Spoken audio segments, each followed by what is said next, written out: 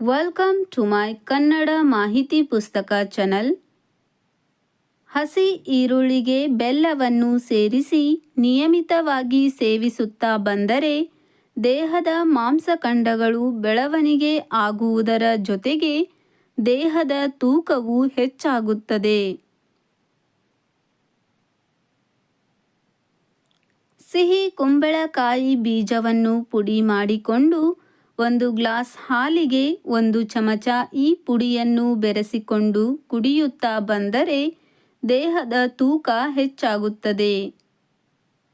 ತುಂಬ ತೆಳ್ಳಗೆ ಇರುವವರು ಸಿಹಿ ಪದಾರ್ಥಗಳನ್ನು ಹೆಚ್ಚಾಗಿ ಸೇವಿಸುತ್ತಾ ಬರುವುದರಿಂದ ಕೂಡ ದೇಹದ ತೂಕ ಹೆಚ್ಚಾಗುತ್ತದೆ.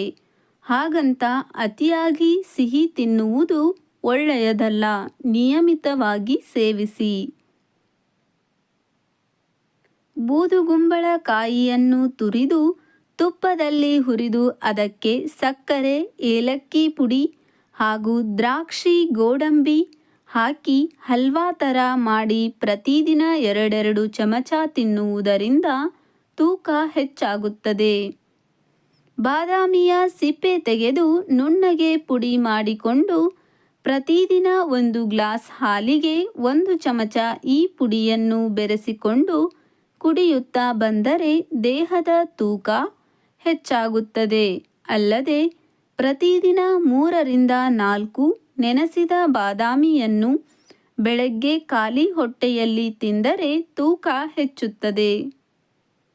ಹುರಿಗಡಲೆಗೆ ಬೆಲ್ಲವನ್ನು ಸೇರಿಸಿಕೊಂಡು ಪ್ರತಿದಿನ ನಿಯಮಿತವಾಗಿ ಸೇವಿಸುತ್ತಾ ಬಂದರೆ ದೇಹದ ಶಕ್ತಿ ಹೆಚ್ಚುವುದರ ಜೊತೆಗೆ ತೂಕವು ಹೆಚ್ಚಾಗುತ್ತದೆ.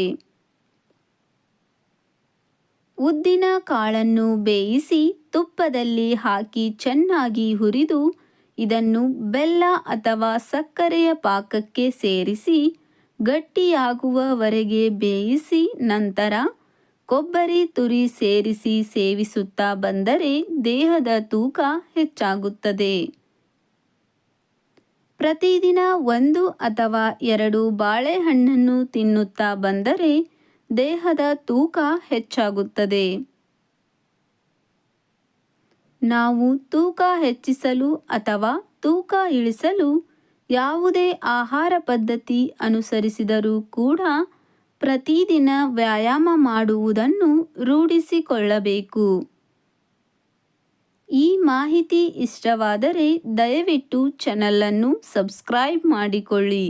ವಿಡಿಯೋವನ್ನು ಲೈಕ್ ಮಾಡಿ, ಶೇರ್ ಮಾಡಿ.